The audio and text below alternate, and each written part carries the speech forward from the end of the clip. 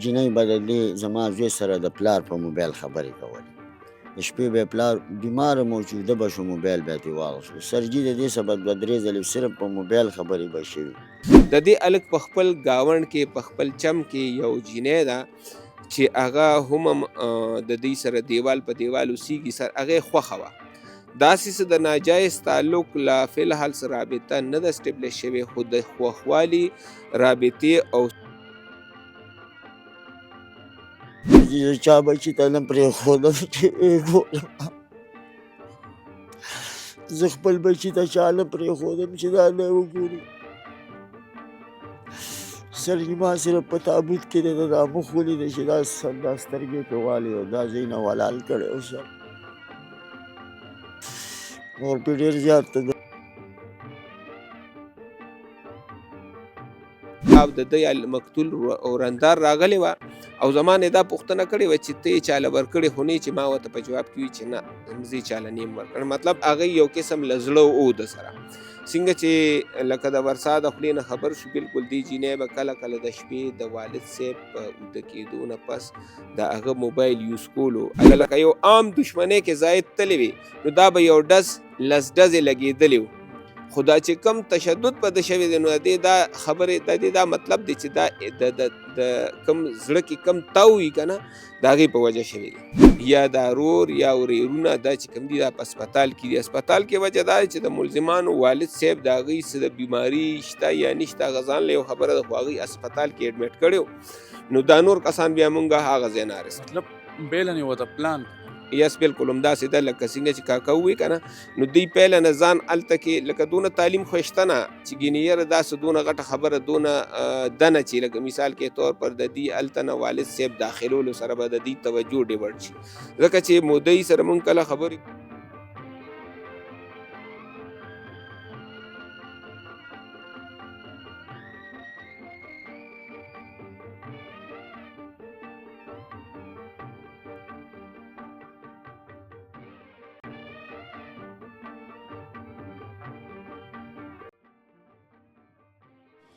بسم الله الرحمن الرحیم. ګرانو لیدونکو اوریدونکو ستاسو کوربه نواز منګل یم. ګرانو کتونکو څو ورځې وړاندې د پېښور د تانه بانه ماړي حدودو کې یو ډېره زیاته بده پېښه مخې ته راغلې وه په کوم کې چې یو ډېر کم عمره 22 کلن د دې ماشوم د دې هلک یو لاش میلاو شوی و په کوم باندې چې واقعي خبره دا خبر هم ډېر زیات وایرل شوی و خلکو پې د یرې ترخې او د خفګان اظهار هم کړی و ځکه چې د انسان وژنه خو په یو مرمۍ هم زه وایم چې ممکنه وي خو نن سبا واقعي خبره د خلکو غوسې تاوتریخوالی دومره حد ته رسېدلی دی چې د انسان مرګ وژنه خو کوي خو په داسې حد لی کوي چې د بل انسان پې زړه وشلېږي. همدغه شان یو ډېره بده پېښه مخې ته راغلې وه دې ټایم زیات ډېر قدرمن ایس ایچ او تانه بانه ماړي شهریار خان را سره هم موجود دی کم چې په دې کې کاروایي کړې ده. دې وقوعه کې چې یو ملزم نه دوه نه درې نه بلکې 7 واړه ملزمان شهریار خان نیولي دي او دا مدعیان هم را سره موجود دي. د دغه واقعي چې څه وجه ده څه موټیو دی ولې دا واقعه مخې ته راغلې او اول د مدعیانو سره خبرې کوو بیا موږ ډېر زیات ښاغلي شهریار خان سره هم په دې خبرې کوو. والد صاحب یې دا دی الله تعالی دې تاسو ته زړه صبر درکړي د بچي هېڅ نعم البدل نشته کاکا دا څه واقعه در سره مخې ته راغلې وه؟ سرجي زه په دغه ورځ باندې کوم شپېله چې دا لاپته کېدو او وژلی کېدو په دغه ورځ باندې زه تلم اسلام آباد ته. په دغه ټیم باندې ما د دې والده صاحب ما یو څو خبرې وکړلې او خبرې دا وې چې د هلک له مونږ چېرته جینۍ دغه کړې ده وګوري ستا څنګه خوښه ده نو ما ورته ویلې چې جینۍ څوک ده ما ته تاسو ووایئ نو هغوی راته ویل چې دا دلته زمونږ یو ګاونډیان دی عزیز نوم یې دی د هغه لور ده. ما ورته دا ویل چې دا خو خیر مهاجر دي او مونږ پاکستانیان یو زمونږ د دوی خو سره خپل منځ کې تړون داسې ډېر نه کېږي خو زه دا ټاپک باندې به مونږ بیا خبرې وکړو. زه ځم اسلام آباد ته چې رالم بیا به په دې خبرې کوو د خیال هغه چې بس زما د راتګ نه مخکې دوی خپل پروګرام پیټ کړی واوري دوی خپل پلار د دې یو کال نه پروت و کټ کې دوی نه اسپتال ته وړی دی نه ښه نه بدو خو په دغه ورځ د دې پروګرام دپاره دوی خپل والد صاحب اسپتال کې هم داخل کړی چې والد به په دې خبره کې د دوی سره سلامن نه و. بچي دی عمر څومره دی؟ زما د بچي عمر 22 سال. مشرو دا کشر د دوه هلکان، ما 3 زامن دي. کار یې څه کولو؟ دا شوبه کې جي الکتریشن و. دا واقعیه څنګه مخې ته راغله چې یو ګاونډي ولې دا دومره تیز کې رالو؟ او دا یې مطلب موږ واورېدو چې ډېر د بخښنې سره چې حلال کړی یم و. دا سرجي د دې جنۍ به د دې زما زوی سره د پلار په موبایل خبرې کولې. د شپې به پلار بیماره موجوده به شو، موبایل به یې ترې واخیستو. سرجي د دې سبب 2-3 ځلې صرف په موبایل خبرې به شوي. ما خپل ځاني د بچو ډېر خیال کاوه، ډېر نظر به مې پرې ساتلو. څه داسې خبره نه وه سرجي چې د مرګ دغه پروګرام پکې جوړېده. خو الله راوستې وه داسې چې د دې صاحبه د وجې زما زوی ډېر بې دردۍ دا سره. منې کو بچی چې خبر شوي په هغه ټایم هم چې خبرې سرجي کولې؟ زه نه وم خبر. زه په دغه ټایم باندې چې اسلام آباد ته تللم نو سرجي ما ته د کور والم دغه خبرې وکړې. ما ورته دا جواب ورکړو، نور علم ما ته د دې نه و. کور کې چاته هم پته نه وه؟ کور کې به سرجي زما کور والا ته به تقریبا چې علم و، ځکه چې زما انګور مشره ده دا یې ورلېږلې وه چې تاسو دې کور کې تپوس وکړئ حالانکې دا جنۍ یا یې چاله ورکړې که نه ده. نو دا تپوس یې ترې کړی و. نو د هغې صاحبه ورته ویلي چې زه یې چاله نه یم ورکړی. مطلب رشته راولېږه. لکه او د دې اوسه سلا وه چې رشته راولېږئ. خو لکه ما ته ښځې چې وویل نو په دغه وخت باندې زه په تګ کې وم، لکه اسلام آباد ته تلم. او د دې واقع نه که زه خبرېدی چې دا به داسې کېږي نو زه به هېڅکله سرجي نه به اسلام آباد ته تلو نه به د کور نه بار وتم. کاکا خپل هم ډېر زیات کمزوری او د بچي غم خو واقعي خبره ده چې ځوان کسانو له ملا ماتي، خو واقعي ستا ملا خو یې ماته کړې ده. خو الله دې د له زړه صبر درکړي. بچی دې ولیدو په کم ځای لګېدلی و؟ سرجي زه چا بچي ته نه پرېښودم چې ویې ګورم. زه خپل بچي ته چا نه پرېښودم چې دا نه وګوري. سرجي ما صرف په تابوت کې د دا مخ ولیده چې دا سترګې پرې والي او دا ځای نه ولال کړی و سر. نور پرې ډېر زیات تشدد شوی او سرجي خو ما ته دې نه ښودلی. تا ونه لیدو؟ ما دې ونه لیدلو. دا څو کسانو؟ دا خو بلا کسان پکې خو ایس ایچ او صاحب خو ډېره غټه کار. دا کاروایي د یو کس دوه نه ده، دا د ډز کار نه و. ډز یو کس کوي. دا لالېدو دونه تشدد چې کوم دی سرجي دا د 4-5 کسانو 6 کسانو سره. شهریار خان نه خو مطمئني پولیس نه سرجي زما ټول پاکستان پولیس ته سلام او بلکې زما شهریار خان ته یو 100 ځلې سلام په دې کاروایي کې چې زموږ سره ډېر په دې همدردۍ کې لګیا دی او کار کوي. مخکې به انشاءالله چې موږ سره تعاون کوي. بچي خو په دې 4مه 5مه ورځ د کور څه حالات دي؟ چا سره چې د دشمني هم نه وي، هغه چې کومه کور والا ته اوس څه وی چې وګوره هغه د بچي رشته خو کور والا چې زما اوش کې اوس هم نه ده چې اوش کې راشستن ولوی د نشې بېهوشۍ کې پرته ده. زما ټول خاندان ژاړي، ما خو پرېږده. نه دي محنتي بچی و که نه؟ ډېر سرجي زما د لاس ګام دی او زما د لاس ګوته وه. زما دوست و، زما یار و، زما ملګری و. دا نور مې زامن و، دی مې ملګری و. ستاسو وخت هم د وړوکوالي تېر شوي. دا خلک ولې دومره د تاوتریخوالي د یو موبایل د ټلیفون له کبله دومره تیزۍ ته بیا د بل انسان حلاله کوله؟ سرجي د مونږ څه مخکې هم څه زیاتیات کړي دي، ډېر زیاتیات یې ما څه کول. خو سرجي زه د کمزورۍ نه مما دیولس د یو خبرې څه دغه نه ورکوم. سرجي باد خبرې دي که نه، خو لکه دوی سره زمونږ خپل ځاني په زړه کې هېڅ دغه نه و، توش نه و. سرجي دا ګاونډی نو صرف دوا سلام د دوی سره زمونږ ښه په اخلاقو. خو که د دې خبرې علم ما ته وی نو ما دا ځای هم پرېښودو. ما سرجي دلته د کروي کور دی. هغه جینۍ ته هم څه وویلو که نه صرف ستا بچی هغه کو؟ جنۍ سرجي جنۍ ته هېڅ هم نه ویلې. جنۍ دوی زما داسې خیال دی چې سرجي دا جنۍ خرڅ ته پرېښې وه چې دا به مونږ خرڅوو. دا خلک خو خرڅول هم کوي. الله یې تاسو ته زړه صبر درکړي. دا چې دا اوس تاسو د دې د پلار دا درد دا بیان هم تاسو واورېدو چې دا واقعیه څنګه مخې ته راغلي وه. دی پلار و، دی بیا وایي چې مونږ رشته ورلېږله. زه اسلام آباد ته تلم، بیا چې دا خبرېدو نو دته د خپل بچي حلال شوی لاس مله شو. کوم چې دی کاکاچي لیدلی هم نو دا هم ډېر زیات درمن شهریار خان پرله پسې خو تاسو ډېر زیات کیسونه ټریس کوئ. خو کله ناکله د انسان ته مخې ته داسې واقعي راشي چې د انسان زړه پېشلېږي. دا هم یو ډېره زیات افسوسناکه او درمنده واقعه وه په کوم کې چې تاسو لویه کاروایي وکړه. الله مو دغه شان کامیاب او کامرانه لره. دا وقوع څه وه؟ بسم الله الرحمن الرحیم. بالکل منګل بھائی مهرباني. دا په 4 تاریخ باندې موږ ته د عوامو د اړخ نه یو کمپلینټ تانې ته راغو چې یاره دا کوم ګرلز کالج دی باچا خان ډیګري کالج د سیول کوارټرو سره دغې مخامخه دیره کې یو لاوارث لاش پروت دی. موږ پولیس سره د انویسټیګیشن سټاف هغه ځای ته ورسېدو، هغه ځای مو کارډن کو. هلته کې موږ ولیده واقعي یو هلک هلته کې مړ پروت دی چې انتهایی تشدد پې شوی دی.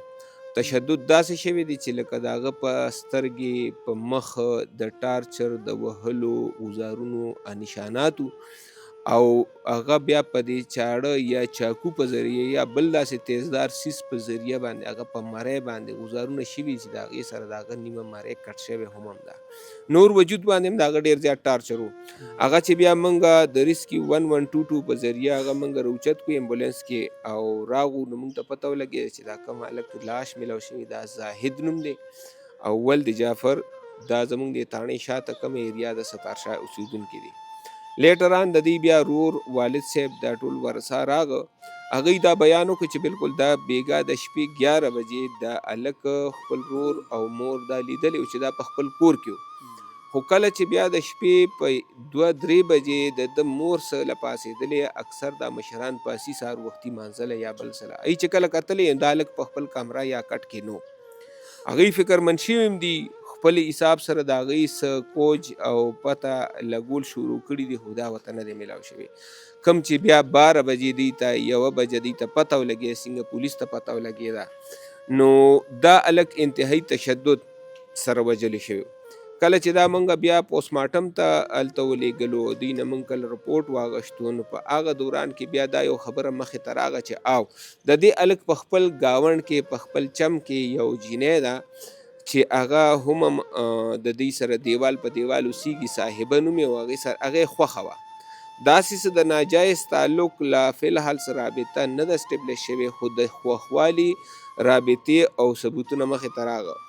نو دا د دې خوښه وه او دې هلک خپل مور ته یا رواندار په ذریعه دې جینۍ ته پیغام هم رسولی و چې جینۍ ته خو چا لی ورکړې نه، او هغې ورته دا ویلي لکه د هغې یو قسم له بعد کې چې لیټران موږ دا کله جینۍ راوسته اریسټ که په نیکسټ ډے، نو هغې هم دا خبره ایډمټ کړه چې او د ده مقتول رندار راغلی وه او زما نه دا پوښتنه کړې وه چې ته یې چاله ورکړې خو نه، چې ما ورته په جواب کې وي چې نه زه یې چاله نیم ورکړی. مطلب هغه یو قسم له زړه و د سره، څنګه چې لکه د ورسا د خولې نه خبر شو، بالکل دې جینۍ به کله کله د شپې د والد صاحب په اوده کېدو نه پس د هغه موبایل یوز کولو، هغې باندې فردر موږ کار کوو. کوم چې زموږ فورنزیک دی هغې د موبایلونو هر یو څیز CFU ته هم لیږلي دي، د هغې نه چې څونه رابطې اسټبلیش کېږي هغه ورسره تفتیش کې شاملېږي. خو د دې مین وجه دا وه چې د تعلیم کمې، لکه یو جینۍ خوښه ده او هغې دپاره رشته راتلل دا څه جرم نه دی او نه څه ناروا کار دی، جایز خبره. څنګه د هلک د خوښې وي داسې د جینۍ هم د خوښې خبرې، خو دا چې کوم ټارچر شوی دی نو لکه دی نه دا خبره ثابتېږي، نورې هم ثبوتونه دي، خو دا یو وجه هم ده چې د کوم دا ملزمان دي نو دا دوی باندې الزام دا دی چې څنګه کاکا په خپلو خبرو کې وي چې دا افغان مهاجر دي، نو هغوی سره کارډونه شته خو دا وله نادره ټول بلاک کړي دي. دا ډېر مخکې نه راغلي خلک دي دلته، او موږ چې زیات تر وګورو نو په پښتنو کې او افغانانو کې اکثر دا هم رواجي چې هغوی د جینۍ د خوښوالي اواز هم اوري، نو اکثر هلک او جینۍ یو یا دواړو ته نقصان رسوي او انتهایی ټارچر د دې هم دغه یو وجه کیدی شي. کله که یو عام دشمنۍ کې زاید تللی وي نو دا به یو ډز لس ډزې لګېدلی و، خو دا چې کم تشدد په ده شوی دی نو د دې دا خبرې د دې دا مطلب دی چې دا د کم زړه کې کم تاو وي که نه د هغې په وجه شوی دی. دا ملزمان څنګه ونیولو، کلو څنګه میلاوه شوه؟ مطلب پولیس پکې 7 ملزمان ونیولو، دی FIR ړومبۍ کې د چا خلاف کړو؟ مطلب نامعلومه کسانو که نه دی دعویداري کړې وه؟ نه، دی باقاعده دعویداري وکړه چې کله دی راغه والد صاحب یې راغه نو دی دلته کې چې کله موږ ته رپورټ راکړو که نه نو د هغې کې دی الریډي دا خبره اډمټ کړه چې لکه زموږ ورې چا سره دښمني نشته. البته زما د دې زوی دقه یو مسله ده چې دی دا رنګ بیا چې موږ هغه ټول سیزونه یو بل سره کنیکټ کړو واقعي دی هماغه کسانو کړي نو دی به دی نه باقاعده موږ دعویداري پای کې واغشته. خو چونکې دی په هغه ټایم سره په کورونو کې نو دا په ورپسې ورځ باندې کله موږ ته انفارمیشن وشو چې دا جینۍ په خپل کور کې موجوده ده او سړي هم شته. موږ چې لاړو نو د دې جینۍ تره او دا جینۍ موږ گرفتار کا. دا موږ ته بعد کې پته ولګېده د هغې د سرسري انټاروګیشن نه چې هغې وی چې زما دا نور رونه یا دا رور یا ورېرونه دا چې کوم دي دا په اسپتال کې دي. اسپتال کې وجه دا چې د ملزمانو والد صاحب د هغې څه د بیماري شته یا نشته هغه ځان له یو خبره ده خو هغې اسپتال کې اډمیټ کړی نو دا نور کسان بیا مونږ هغه ځای نه رسېږي. مطلب بیله نه ورته پلان کړی. یس بالکل همداسې ده لکه څنګه چې کاکا ووایي که نه نو دوی پیله نه ځان هلته کې لکه دونه تعلیم خو یې شته نه چې ګینې یاره داسې دونه غټه خبره دونه ده نه چې لکه مثال کې طور پر د دې هلته نه والد صاحب داخلولو سره به د دې توجه ډیورټ شي ځکه چې مودۍ سره مونږ کله خبرې کولې او رپورټ هم هغه شته نو دوی په هغې کې ووایي چې زما ګورې چا سره هم څه دشمني نشته ما سوای د زوی دپاره مې صرف او صرف ښځې ورلېږلې وې چې د جینۍ پوښتنه وکړي. شهریار خان دا اوس وګوره په داسې معاشره کې چې کم ځای کې خلک ناجایزه تعلقات ساتي چېرته چې یو پلار خپل زوی ته د خوښې واده کوي او رشته ورلېږي هلته کې هم بیا زوی د دونه بې دردۍ سره قتلېږي نو یم چې دا خو هغه د جهل هغه کړی نه راتازه کېږي. انتهایی ګوره په کله چې زمونږ پښتانه یا افغانان داسې که نه دوی اکثر د یو څیز تصدیق نه کوي. دا دونه تشدد چې پې شوی دا هم د دې د وجې شوی دی چې لکه ای په ځان باندې یو تور ګڼلو. البته دا خبره لا اوسه پورې چا نه ده کړې چې د دوی ترمنځ ملاقات وي یا نه وي. لکه یو هلک چې هغه د 22 کالو دی او هغه د شپې 11 بجې یا د هغې نه وروستو د کور نه د مور پلار د سلا نه بغیر یا پټ روزي د کوره دا یو سوالیه نشان دی. نو دې دا خبرې مقصد دی چې دې جینۍ د سره تعلق او د ملاوېدو د خبرو ځکه خو دا هلک د نیمې شپې بیا د کور نه روزي او بیا مس کېږي واپس نه راځي.